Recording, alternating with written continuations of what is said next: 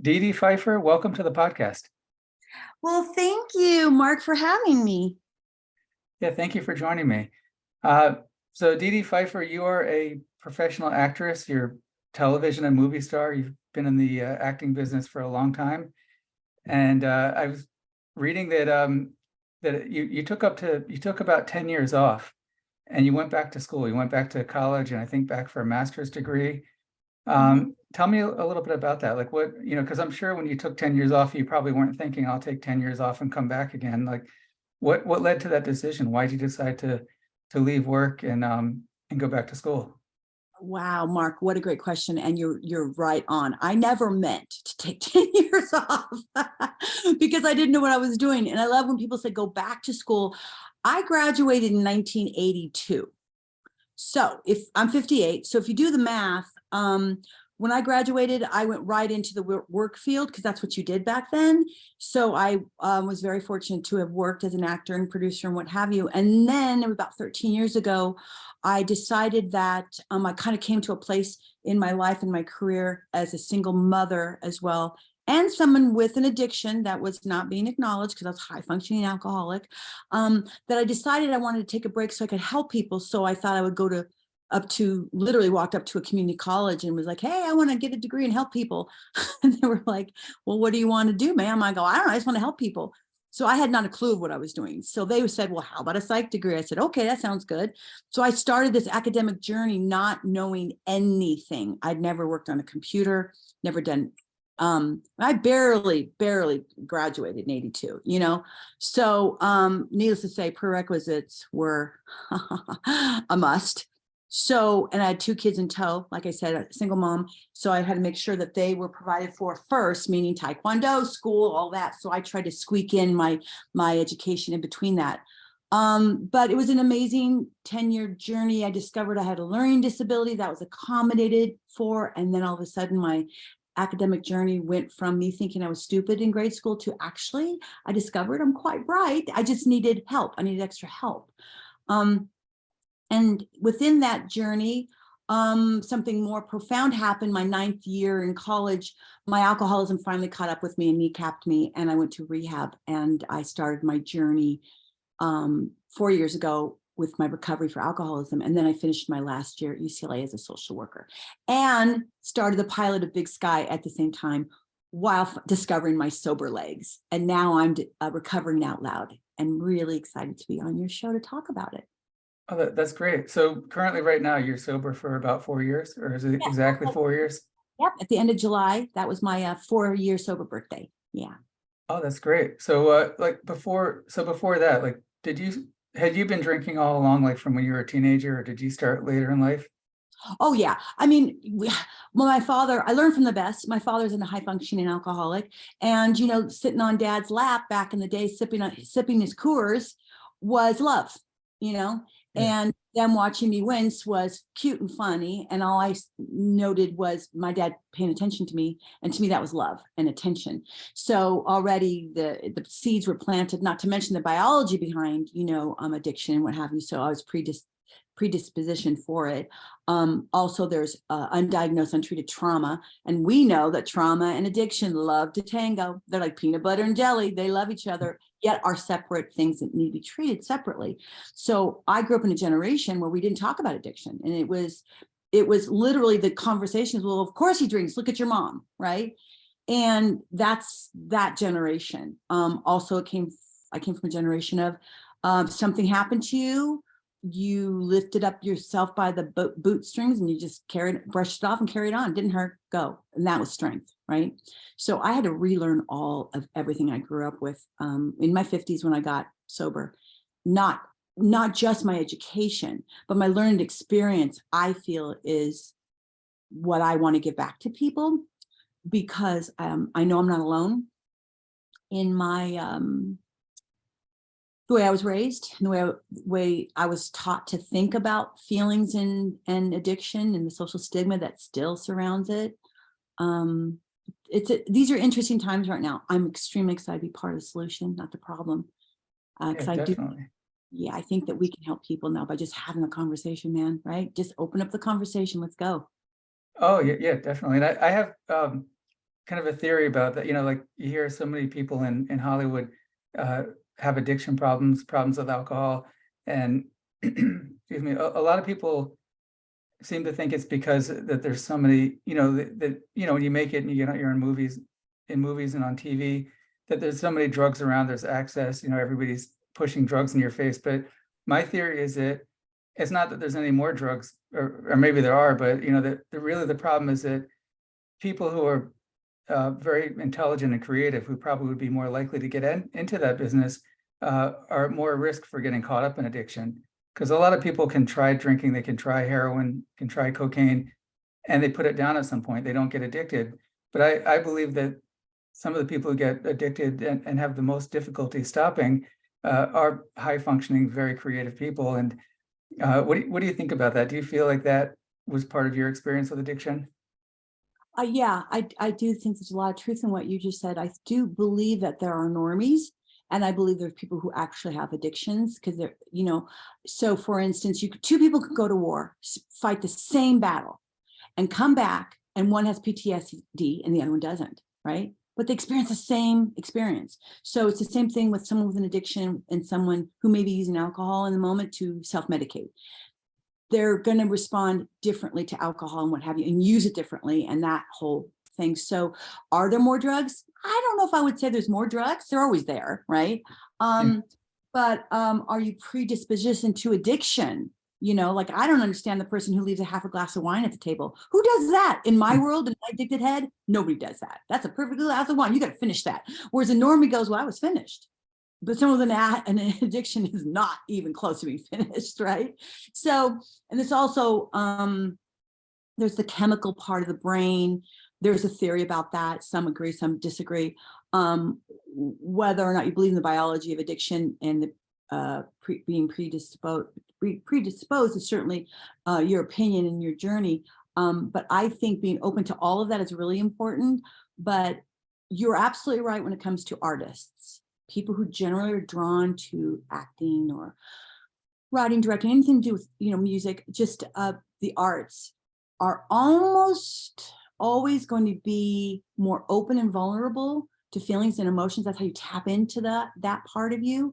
That's going to also make you more open and vulnerable to drugs. And if you also have an addiction, it's going to be problematic, right? Yeah. Also, remember, undiagnosed and untreated trauma, almost always we're going to self-medicate for that, right? Because it doesn't feel good to try constantly bearing and pushing down trauma. So then there's that, which is separate than addiction. So you got a lot of things going on. I think also sometimes feelings are just really a lot to handle. We just want to check out. We just want to numb out. We just don't want to feel anymore. But we're not taught as children to check out in a healthy way, especially if you have an addiction. There's a liquor store around the corner. Go get a thing of booze. And if you're too young, I'm sure someone will buy it for you, right? Yeah. Pot's legal. There you go. There's another way to check out. And now there's a lot of ways to check out. But what's exciting about being in recovery is we do get the opportunity to learn set skills, to learn how to check out, and in a different way that's not outside ourselves and more powerful, because we've only tapped into a fragment of our brains. So when you're in recovery, you get and you can kind of be quite powerful, and you get to explore different areas of yourself, being energy in the world. And it's an exciting time right now to be sober, because there's a lot to learn about us as human beings on this earth and other life forms. Let's talk about it. I'm sorry, I'll say it. Yep, I believe there's something else going on out there. We can't be all it. Otherwise, that just scares me. There's got to be something else too. Oh yeah. Yeah. Did you see that new thing on TV, Moonfall? That was pretty good, with the moon and the aliens and everything. Oh no, I didn't see that, but I only watch like raw footage of people's of like UFO sightings, ancient aliens theorists. Oh yeah, that's a great show. Yeah. I love that hypothesis. I love that idea. It certainly seems to put a lot of mysterious pieces together that never really kind of made sense. Their theory actually makes a lot of sense. And even though I talk about it, my family thinks I'm nuts. I'm like, seriously, think about what they're saying. I mean, the Chariots of the Gods, there was a bestseller for a reason, right?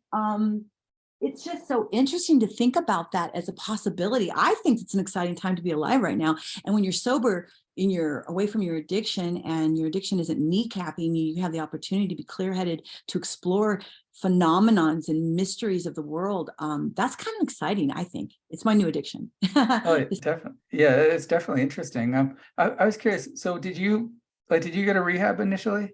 Yes. 4 years ago, my family tried to do an intervention.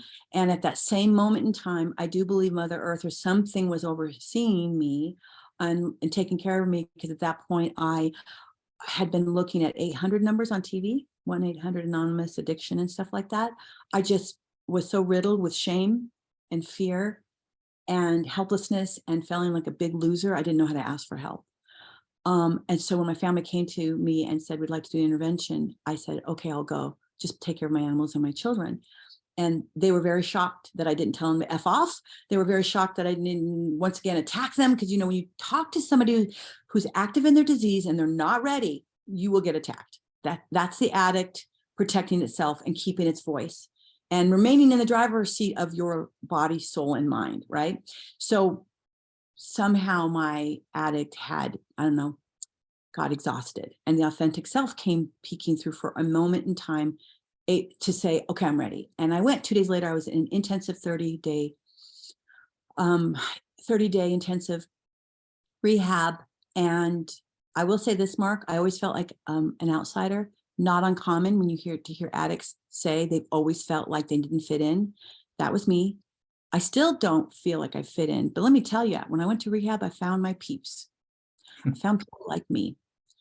I didn't know them, they didn't know me, but I didn't know their story, they didn't know my story, but we knew each other on a level that kind of like a survivor, a rape victim would meet another person who's also survived that. They just get each other with a silent language and communication because they've experienced something that no one else has. That's rehab for me. And I met people that are amazing, and people in recovery who are trying to save their lives, which is what they're doing. Because remember, addiction is a disease. No one wakes up and says, hey, I want to be an addict. That sounds like fun. No, that's not the way it is. Any more than someone wakes up and says, hey, I want cancer. That sounds like fun. They're diseases that need to be treated, period. Sadly, cancer doesn't have social stigma. Alcoholism and addiction, especially meth and all that they have terrible social stigma because it goes with this horrendous attitude that they want that they're asked for it. It's horrendous. Nobody asked for an addiction. I wouldn't wish that upon the worst enemy. It's horrible. And those of us in recovery are trying to save our lives every day, because those who give up go to the light too soon. And I sadly have said goodbye to too many people to addiction, including my son's 17-year-old son, who was like a son to me. And my son had to bury him, did the eulogy, put the dirt on his grave. Shouldn't be doing that at 17 years old. No. Wow. Yeah. That's not what my son should have gone through, nor his family. And then his sister went a month later. I mean, that family just riddled with loss. Fentanyl, addiction, untreated, undiagnosed. And, so I feel like one of the very fortunate and very grateful to have been hit whatever my bottom looked like at that time in my life. For whatever the reason, I was open and ready. To this day, I'm grateful for that day. I'm grateful. Rehab was tough, but let me tell you, it saved my life. And I do it all over again. If it means I get to sit here and talk to you on this podcast about this conversation where I get the opportunity to maybe help one person today, just one. And it was a big day for me, just one. Yeah. So it sounds like you went through rehab and you haven't had a drink since, right? Since the day you walked into rehab, that was the last time you used any alcohol or any substance, minor mood altering chemical. There you go. Yep. Yeah. Because I did use AA, although I'm not religious. And by the way, for those of you who, like me, used to make fun of people at AA and I have issues with the organized God thing, I'm not going to ever shame or judge anybody for having their God. Actually, people in recovery who have a strong God, their recovery is a lot easier. For those of us who don't, it's a little more complicated, doable, but trickier. Like, I just had to find something that I believed in my heart and my soul that was bigger than me, stronger than me, more powerful than me, that I could just say, whoa, right, and be humble to. For me, that's Mother Earth. I don't know about you, but I don't know anybody who's bigger, more strong, more powerful than Mother Earth and the universe around her. That's my higher power, quote unquote. That's my God, right? So when you have that, creates humility and a place to start breaking down and peeling the onion of recovery, right? Getting down to the authentic self. But I have not had a drink. And I used AA at the time, but I went through the AA book and I crossed out all the words that said God and I put Mother Earth and I made it my own. And I'm a big advocate for making your recovery your own, whatever that looks like for you. And for those who judge your recovery, that's their journey. Just kind of ignore the noise and keep your poise, because everybody's recovery looks different, because no two people are alike. No people's addictions are alike, and no two people are alike. I mean, twins are different, right? So I know a lot of people who wear their sobriety like a tight corset, right? Like the GPs and what have you. There are those who are very rigid about their sobriety. That's cool. Like they don't even take an aspirin. I'm like, good luck with your headache, man. I'm sorry. I have to take an Advil. I'm traveling all the time with Big Sky, and I get like elevation, blah, blah, blah. So I gotta take Advil, and that doesn't mess up my chip, right? My sober chip. But for some that would, and that's okay. I don't judge them. But I wear my sobriety more like a warm, fuzzy robe. And a lot of the friends I have that are my sober friends also, so you'll find your peeps out there is my advice, right? If you go to AA and they're a little too stuffy, go find another one. Go find another one. I mean, would you continue go to a dentist that keeps poking your gums and making you bleed? I hope you go find another one that doesn't do that, right? It's okay. Yeah. But I do understand that, because I remember going to AA one time when I got a DUI back in the day. And I remember going, these people are freaks. And I just thought it was just scared the shit out of me. But first of all, I wasn't ready. And number two, I felt like they were trying to brainwash me, and they were trying to suck me into their cult, and, and all that. And I think that does probably exist here and there. But there's also other ones that are really beautiful and loving, supportive, and they're just there for you if you need it, someone to lean on or sit in the back and just listen and pull the space from others. Just lean on them a little bit. Yeah. Are you familiar with this? There's a kind of another movement, different from the abstinence movement with alcohol, the Sinclair method, where people take naltrexone and they continue to drink, and then drink a little bit less over time, and then get to the point where they either don't drink or they have an occasional drink, which is a totally different thing. Yeah, harm reduction is a slow progression versus abstinence, which is just stop. I actually learned at UCLA, and a lot of people I know who are clinicians in rehabs absolutely do not agree with that and are into AA, you stop, that's it, right? Because I'm educated from UCLA in addiction and mental health and what have you, I was interested in actually being sober doing that class, because it's completely the opposite of how I got sober, which is AA and abstinence, right? Just stop. And you will lose your clean chip if you did anything and all that, which, that's fine. That's cool. But I'm aware of that, and the smart recovery program. There's a lot of ways to get sober, and that excites me. I was in the field with the homeless when I was doing my internship. And let me tell you, when you're experiencing homelessness and you got undiagnosed trauma and all sorts of stuff going on out there, and life is just really throwing you a shitball, I think it's kind of hard to ask them just to quit anything, whatever their DOC, their drug is. That's hard. The best I think you can do is help support them until they get housing and help, is to maybe do lateral moves, which is harm reduction, going from meth maybe to pot, from tequila, which is a crazy one. Even when I drink tequila, I turn into like this crazy person, to beer or something, just slowly, eke them out. And I think for some people who are not experiencing homelessness and going through addiction, harm reduction is going to work for them better than just abstinence, which is just stop, right? Again, I'm an advocate for whatever floats your boat, man, whatever helps you get on the path from being the identified problem to the identified possibility. And all of us who are in recovery, the minute you choose to take that journey, you immediately become the identified possibility. Kathleen, the gal who ran the rehab, Murphy, was the one who came up with that, because we are considered, in the family dynamics, the identified problem. But she said that's true, but then once you start recovery, you literally become an identified possibility. And if you hold that like a badge of honor every day, that does help a little bit keep you showing up. Showing up means just don't use that day, right? Some days that's all you can do is just not use, and you're still ahead of the game.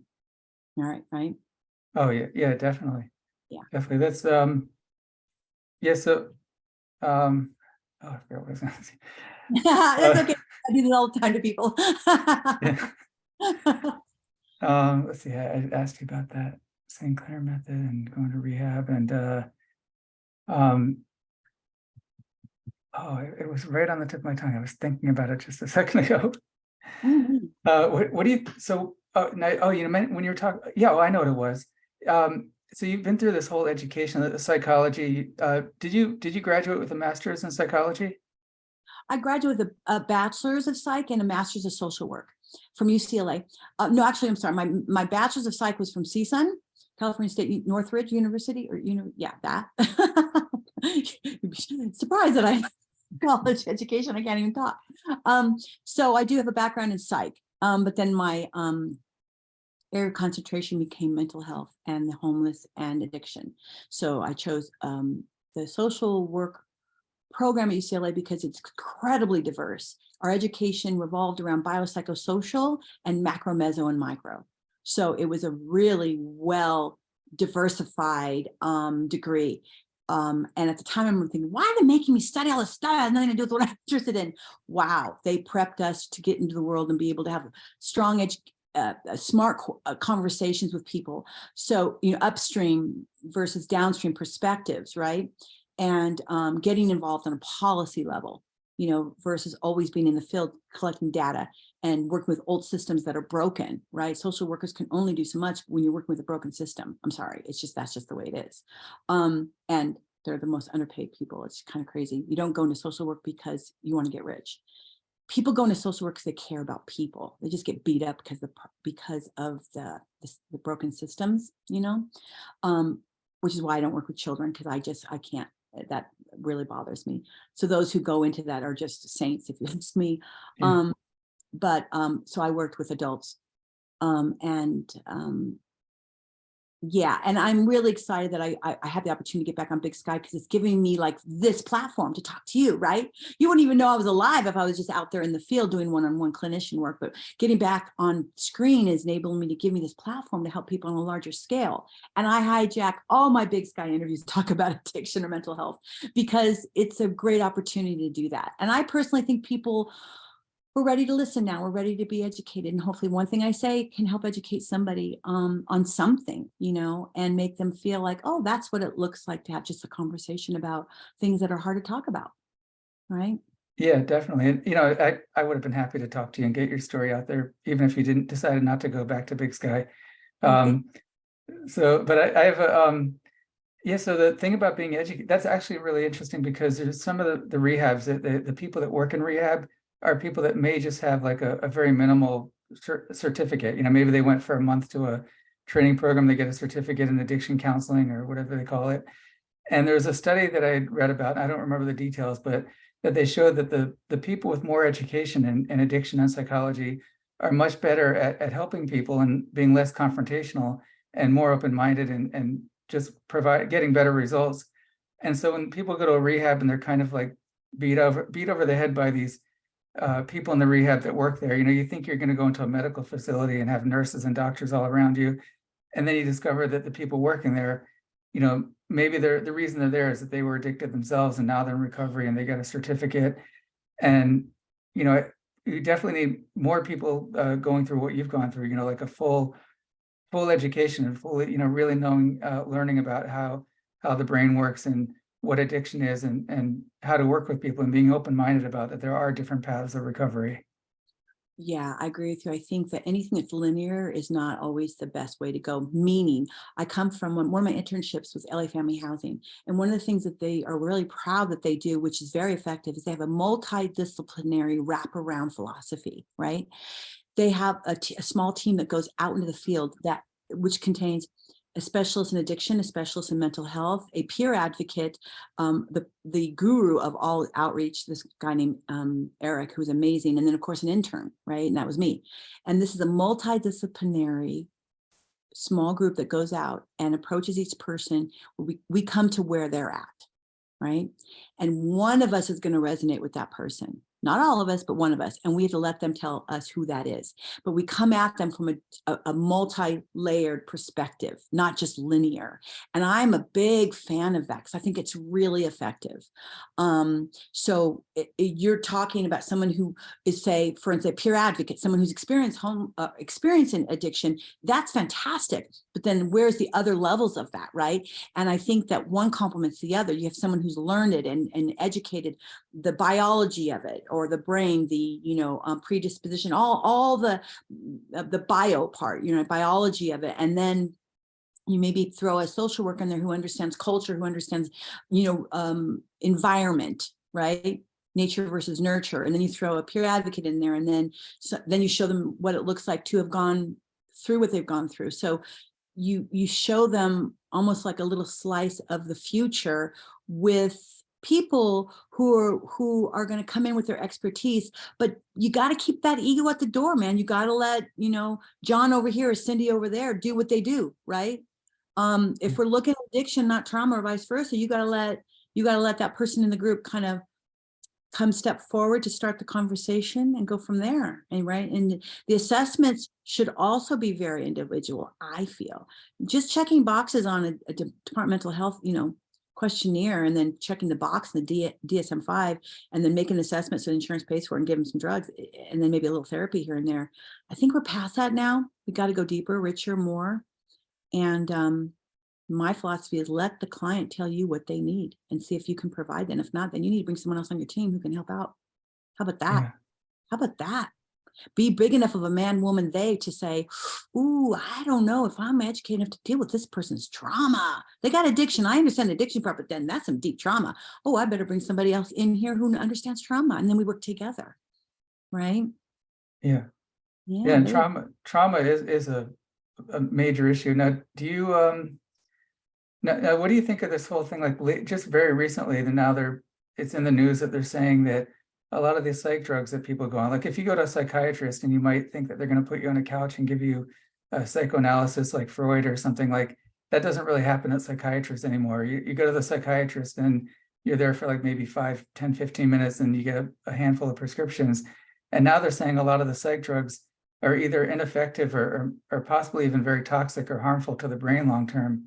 How do you feel about that with all these things like the serotonin reuptake inhibitors like Prozac, Paxil, Lexapro? Have you heard about that? And all the benzos they say are highly toxic to the brain long-term? Yeah. That's a big question. I think that there's some truth in that. I think that some drugs are absolutely misprescribed. I'm very aware of now the psychiatry. Basically, you go in and you do a battery of tests, and they ask you the same question 10 different ways, and basically they're trying to check a box to diagnose you, to give you a drug and a pill, and you go, right? I have a problem with that. I think in some cases it actually is very effective, but not all, So if you're there to do an assessment to see if you need psychiatric drug or, some kind of, I don't know, anti-anxiety, depression, or what have you, it's tricky because if that's what they're looking for, that it's not too difficult to find. But if they're not looking, again, they're only looking at it in a linear way. So, and is it toxic? Probably. Now, I will self-admit that I've been on 10 milligrams of Lexapro for, 6 years. There's been moments where I thought, ooh, I should probably take more, but instead of bumping up the drug, because right now most people would say it's probably not even working at this point, I'm immune to it. I know that in the beginning, it gave me just a platform, meaning I still felt anxiety, but I didn't bottom out. It gave, it gave me just enough help and support so I could use other skills to control and help with my anxiety. But when you're bottoming out, from anxiety, it's really tough to use any set skills, right? So if these drugs are prescribed correctly, which is little bits here and there, alongside other treatments like learning how to breathe, learning how to be mindful, learning, the trigger, just all this other work in conjunction with these drugs done in a moderate way and being open to, oh, wait a minute, honestly, let's call it what it is. I don't know if drug is really the right thing for this individual patient. Yeah. I don't know if there's a psychiatrist out there who's going to bump you out of the office. Say that. And that scares me because that should be a conversation. Maybe there's a different treatment for this that doesn't involve drugs. Some people don't want to do drugs for those very reasons that you mentioned. I don't disagree with that. personally. So my experience has been good, but I have a lot of friends where it's not been good. And so I think, again, that's individual. I like the idea that we are getting away from pharmaceuticals and we're trying other things, other ways. I like the idea that if you look at the indigenous populations and what they used to do, I think is better than what we've come to think as treatment. You know, going back to basics is always a good place to start. Like I said, it's a really exciting time to be alive because we are kind of going back to home base in some cases. But when you have big, powerful money people who help control and power, they're going to fight you. They're going to fight you. But I say, come on, man, keep the movement going. If you can find something different, absolutely get that out there. Let us know there's other ways for sure. Yeah. One day I'll probably get off of Lexapro and then that'll be the end of that, right? But right now I'm still learning set skills in my sobriety and still discovering my sober legs, what that looks like, and controlling my anxiety, letting it not kneecap me. Because I do think we can change our own brain chemistry, but that's a lot of mindfulness work and other work on oneself, right? That some people are not interested, and that's cool. That's all right. I mean, I gotta say, some days I'm just not into it. Some days I just like, oh, this is why I used to drink. I just drink and then be over it, you know. But I do that, or I can't. No, let me correct. I can, but I'm choosing not to.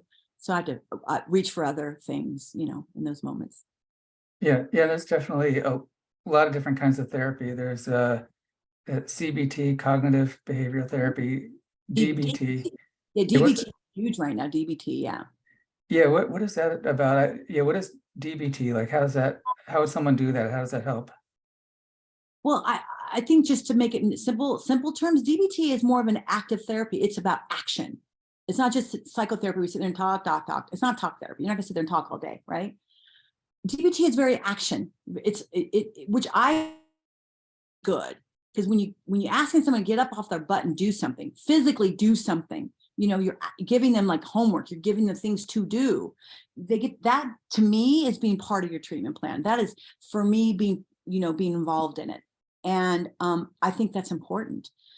The days is, like you said, sitting around, and the old therapies I feel are kind of going out the door. Yeah. You know, and I always told my clients, you need to be part of your treatment plan. Ask questions. It's okay. They're like, yeah, but they went to school. They know. I said, yeah, they know and they don't know. Okay. They know the stuff from the books. Okay. Maybe their own life experience, but only you know you. And I would tell my clients that. I'm like, dude, you got to tell me who you are. And then I'm going to figure out a way to try to help you. And we're going to do this together, but you're going to take the lead. I'm just going to help you do that. Because that's the most effective, best therapy versus come in, here's a pill, go and you know. Now, I'm not going to say that medicines don't work, because of course they do. In some cases, given properly, that is therein lies the question. Is that really happening? I think we can agree not necessarily all the time, sadly. Yeah. That's and you know, mindfulness, you know, I think people, when they hear that and they think about it, they're like, well, that's kind of obvious, you know, I just have to be aware of my surroundings and things like that. And then they kind of go about the rest of their day. At least I would, you know, if you tell me be mindful, I'll probably sit there for a second and say, oh, look, there's a squirrel on the tree, and you know, I'm breathing, and then 5 minutes later I'm back to normal life and running around doing stuff. How can a person practice mindfulness better and get some benefit out of it? Again, I think it's very subjective. It's very individual. What may work for me may not work for you, but I think that's part of what's kind of fun. Discover what works for you. For me, getting out of my own way is very helpful, because I will mess myself up quicker than anybody else could.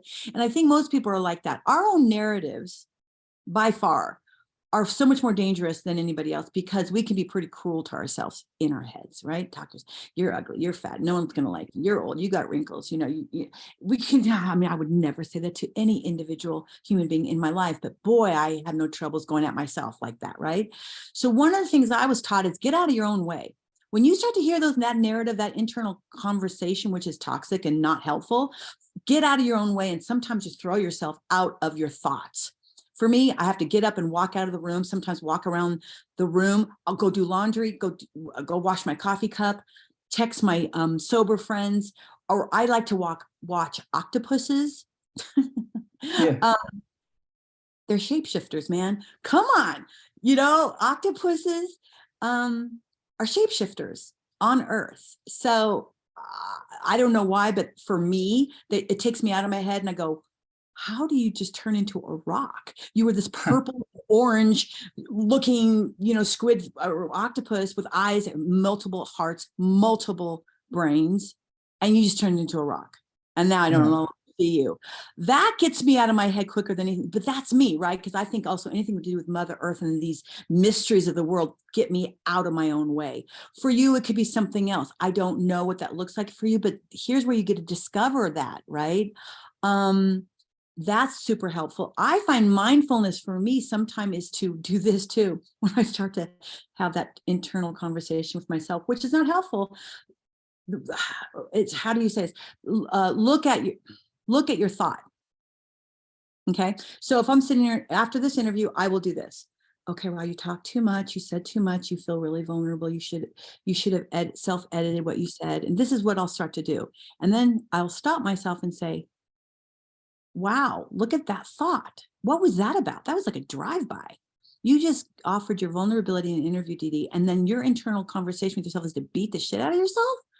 What is that thought about? And now I'm looking at my thought.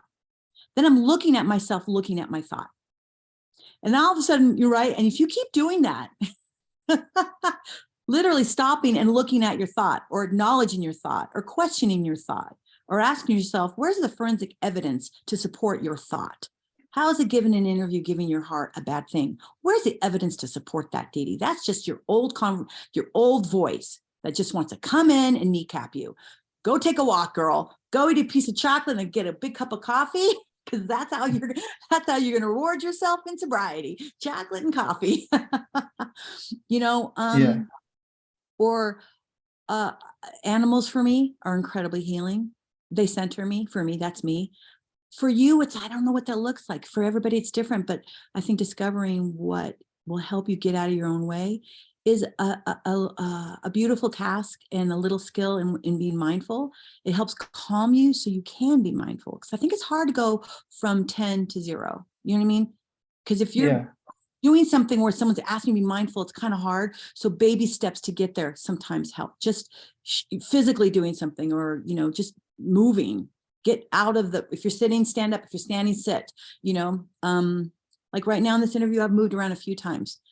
And every time I move, I kind of feel a little different. My thoughts start to change a little bit, so you can actually change your thoughts, and your intentions. When you speak about Mother Earth, have you heard the theory that like the whole, I guess all the trees are connected by this mycelial network of fungus under the ground? Like it's this huge neural network and maybe even like some kind of intelligence and communication system of the earth communicating. Oh my God, yes. And that is the most beautiful discovery that we have now access to. Because if you think about that, that's mankind. They're under there, we're on top, we're all connected. The difference is that they're connected and we're not connected. The world's never been more divided. And that's really sad. Can you imagine if all the plants, like what you just described, were not connected? What would the earth look like? Wouldn't look as beautiful as it is. Wouldn't be as dynamic and powerful as it is. And that's why we as human beings are not as dynamic and powerful as we can be, because we're not connected like they are under there. And that is pure energy. I always do this, Mark. I always think about this. What if every person in the world, okay, let me not be idealistic. Let's say 95% of all human beings on the earth at one time, at the same time, let's say at 1 o'clock today, wherever you are, everybody, 90% of the people stopped, closed their eyes and thought of something positive, whatever that is for you, something positive that makes you smile. 90% of all mankind did that at the same time. I think something dynamic would happen to our earth. Like I think something energy, I don't know what, but I think it would be mind-blowing and show the naysayers that they're wrong and that we are more powerful than we ever give ourselves credit for. But we're only as powerful as we are connected, right? Like the trees, they're connected under there. They're talking, they're communicating. And with the mushrooms and all that stuff under there, absolutely. As human beings, we just got to ignore the noise, keep your poise and continue on trying to be part of the solution, right? Not the problem. And don't give into that noise. We have to continue advocating for getting back to the light, right? And the love and the compassion. this is not a, hippie thing I'm talking about, because I know my mom's generation would be like, oh, she'd say something snarky. I get that. I understand the older generation and their old way of thinking. I get it. And it's clashing with the new way of thinking. I get it. But there's room for everybody. But there's more room for the light. We just got to give them more of a platform to be Yeah. light. Yeah, definitely. Now, there's been also like a recent movement of a resurgence of talk of these psychedelic compounds, everything from ayahuasca to ibogaine to psilocybin. This is like the new therapy coming up with for depression, anxiety, addiction, chronic pain, everything. And some of what you're talking about reminds me of an interview I did with someone who had an ayahuasca experience with a shaman, and she said coming out of it that she discovered her connection with the earth and her appreciation for animals, and was now vegan and feels that we need to treat the animals better and the earth better and change her entire outlook. Like, what do you think of that as a possible therapy, or is that something that people should do or not do?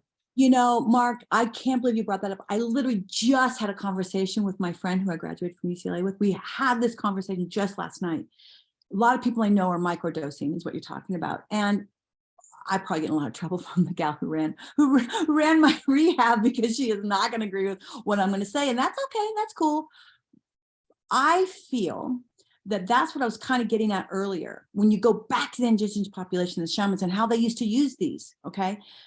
That's how they used to heal people's ailments, and they were very effective. But the key word there is micro, right? Micro dosing. They were literally using them as medicines back in the day for depression, alcoholism, or mental health issues, what have you. They were doing this way back, right? Way before we were around, or even doctors, that the doctors that we now know, pharmaceuticals and all that. So there's a lot to be said about that. They used them, I believe, correctly. They weren't using them to check out, get high, or what have you. And they were absolutely using them also to connect with higher powers and energies that we can't see. I believe in all of that. My fear is that unless you know that you're dealing with a true addict in front of you, because us addicts, we are very, very clever. We are very cunning, and if I can figure out a way to get high and keep my sober chip, I do it. Are you kidding me? And not have my kids or my family or my friends look down upon me. I'm fine. Oh, are you kidding me? I'm there, but I can't figure that out yet. And I know damn well that if I said yes to microdosing, I would be basically trying to get high. That's it. I know me, right? So, but for those who do need help, who are not addicts, absolutely. My concern is those who are actually addicts could be transferring their addiction to something else and not necessarily dealing with the addiction, because addiction is different. Like I said, it really has to be teased out from other things. So I think it's really effective. I think again, moderation, man, isn't it all about that? Isn't it like when you look at extremes? I mean, I'm not going to go political on you. I promise you I won't.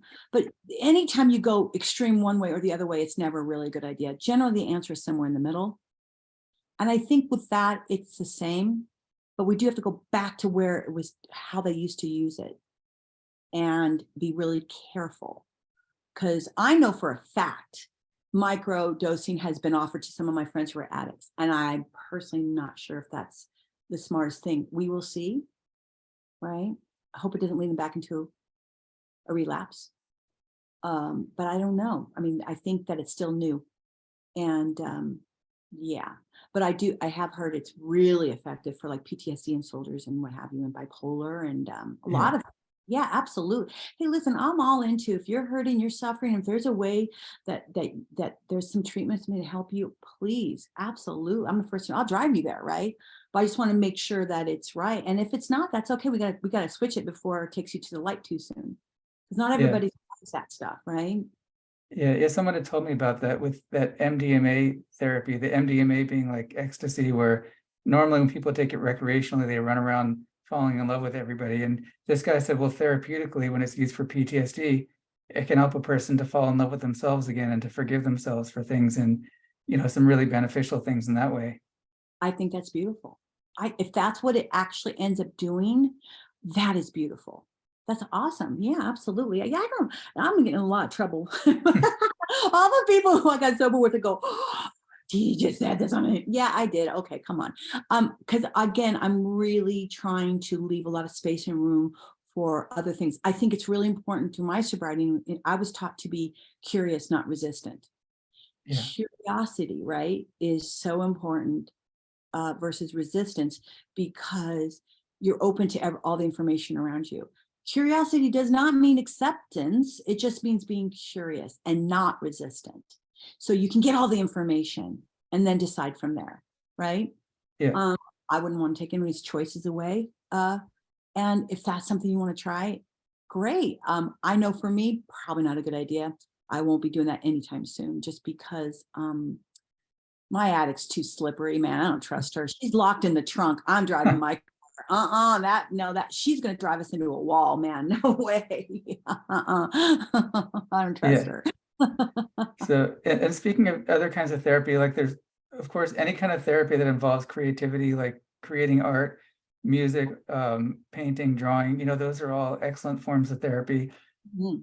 Now, do you find that going back to acting, now that you're on Big Sky season 3, do you feel, is that like a creative outlet for you? Do you feel it's in any way therapeutic? Yes, yes, and yes.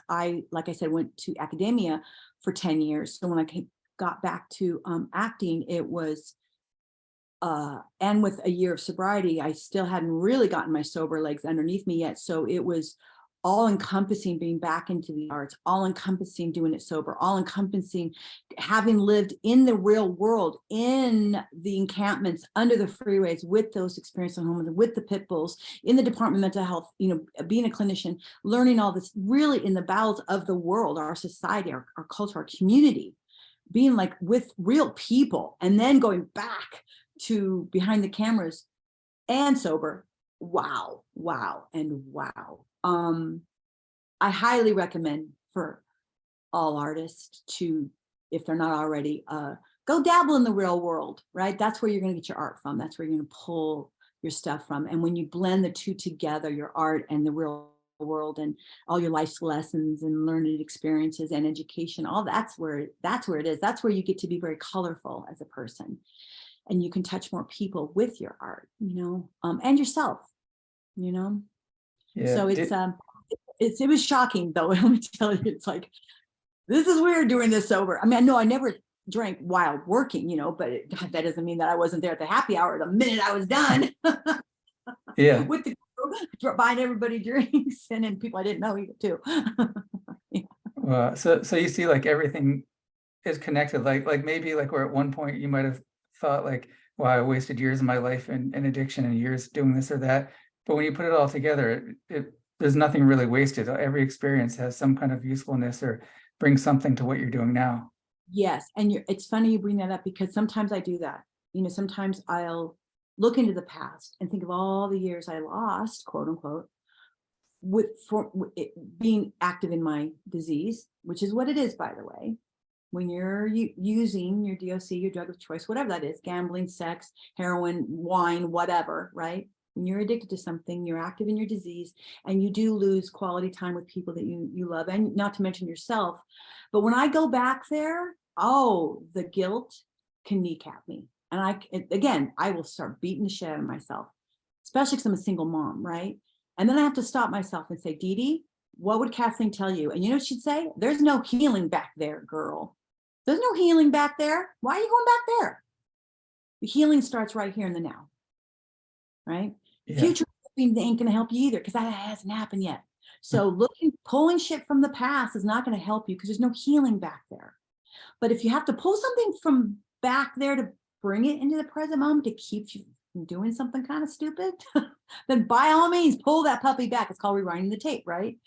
But otherwise, all you're doing is kneecapping yourself for no good reason other than an old narrative that's not serving you any purpose. That's just your default thinking, which is beating yourself up, right? Because generally addicts, we go from self-hate to being asked to love yourself.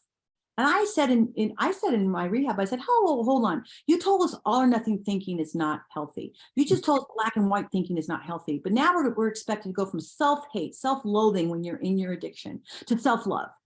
That's all or nothing thinking, if you ask me. So I said, how about if we every day just try to find a little baby likes about yourself. Little things that you've done that you like about yourself. Like, how about the bare minimum of not using that day? That's a baby Yeah. like. Oh, I opened the door for somebody. There's a baby like. I helped another sober person. There's a baby like, right? I didn't yell at my kid today. Oh, there's another baby like, right? I held my tongue. So if you, throughout your recovery in your life, if every day you're gathering little baby likes, maybe one day you'll get to self-love. But that's a progression that because otherwise you're setting yourself up for failure. I don't love myself right now, but I'm learning to like myself a little bit more every day and giving Yeah. myself, that's, I think, is a more palatable and reasonable thing to ask from anybody. So I do think we have to be careful when we throw that around. You love yourself. Well, hold on. That's hard. Yeah. Hold on.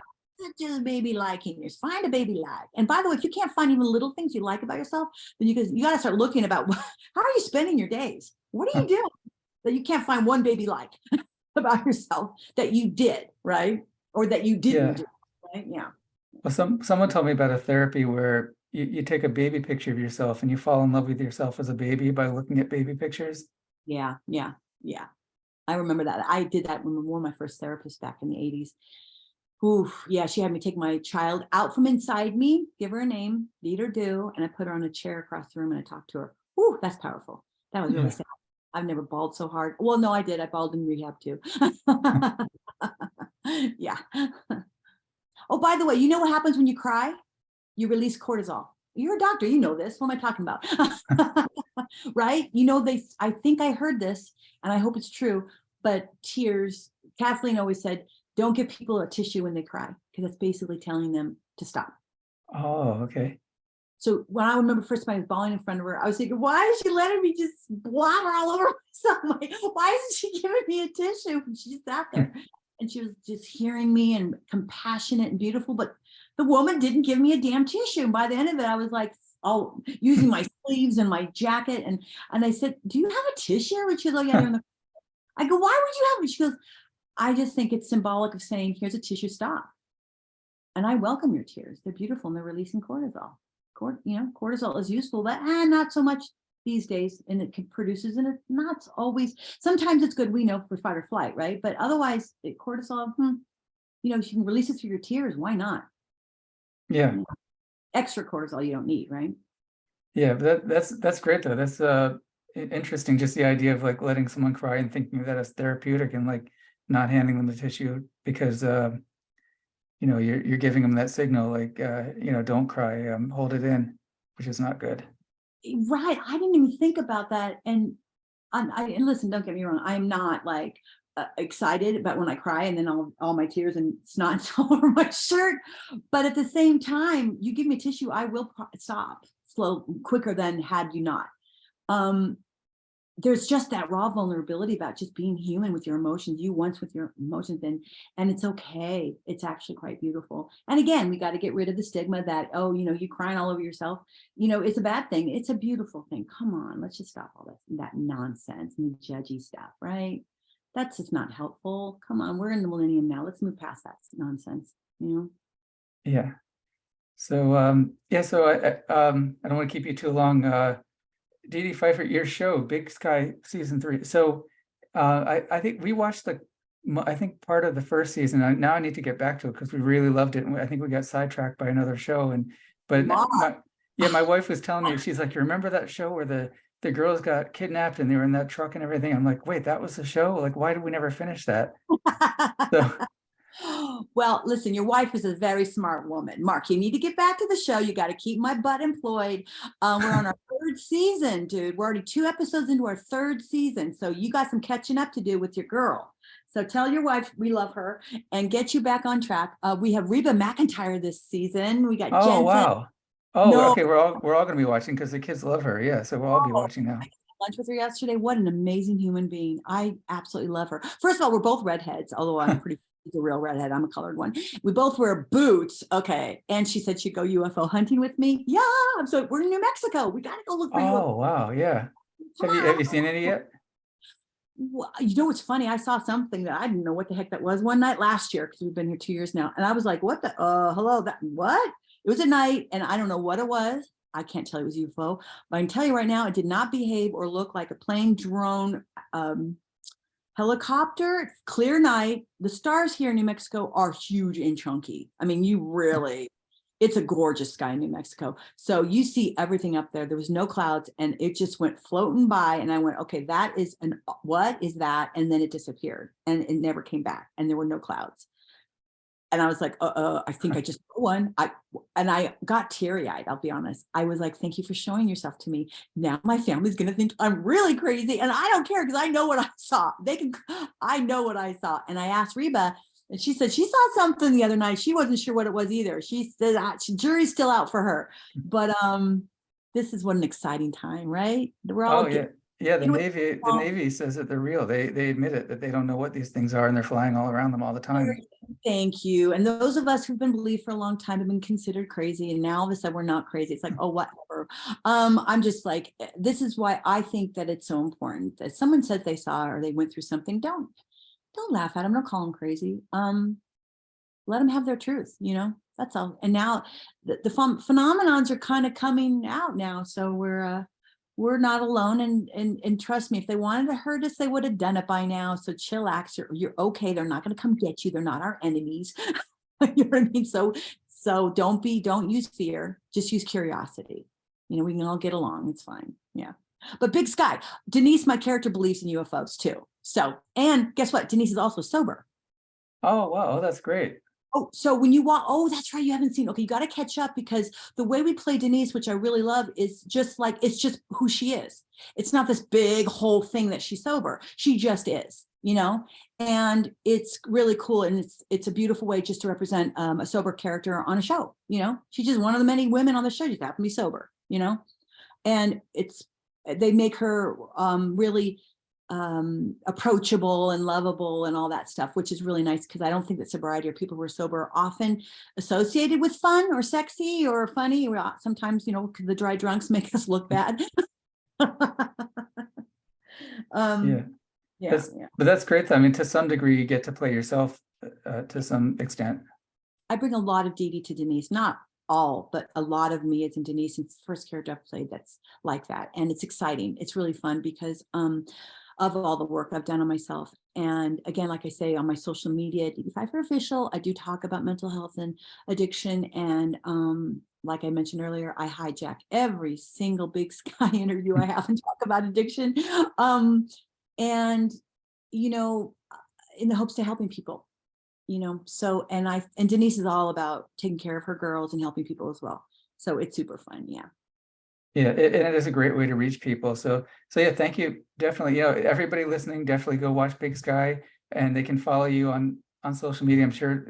Do we just go on like Twitter and look up Dedee Pfieffer on Twitter and Instagram? Dedee Pfieffer Official on Instagram. Dedee Pfieffer Official. Yeah, and I do have a Twitter. Yeah, make sure you get the real one, the official. Like you get like a little star badge next to your name, right? Yeah, if you see that little, I think it's a check or a dot or something, you'll know it's me because it's I do videos of Denise. I have all these celebrities saying, what does Denise do when no one's looking at Duel and Hoyt, when the girls are all solving crimes? I have all this silly, fun stuff. And then I have really what I call heartfelt Dedee random thoughts of the day, where I just kind of have these random thoughts about life and being what it looks like to be part of the solution, and hopefully put a smile on people's face a little bit, add a little light to their day. Yeah. Wow, that's great. So yeah, Dedee Pfieffer, thank you again. Thank you for joining me on the podcast today. Thank you, Mark, for having me. Thank you. Oh, thanks. So, okay. Yeah, thank you. I really appreciate it. And we're all set. Thanks. Thank you, Mark. You go have a beautiful day. Oh, you too. You too. Have a great day. And of course, I'll let these guys know when it's published. And, I'm going to publish this actually in several different places, but on our main podcast on the Mental Health News Radio Network. Oh, God, thank you so much. Yeah, Jen, they're great. Jen and company, they're fantastic. We'll totally promote it on our end. That's why I got them, because I'm lame with that stuff, but they're fantastic. And you got to catch up on Big Sky, Hulu. Come on, Mark. Oh yeah, definitely. Yeah. Hulu. We're watching something on Hulu now. Like, I don't know what it is. I think it's The Patient.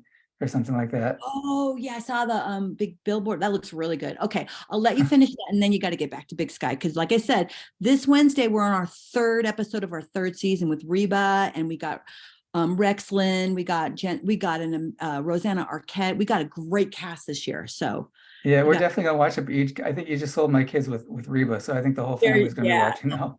And she's great. She's playing a character she's never played before, so it's really fun watching her. She's just so good too, and she's an amazing woman. So, Oh, all wow. right, thank you. Oh, thank you. Have a great day. Thanks. You too, Mark. Bye bye. Okay, bye.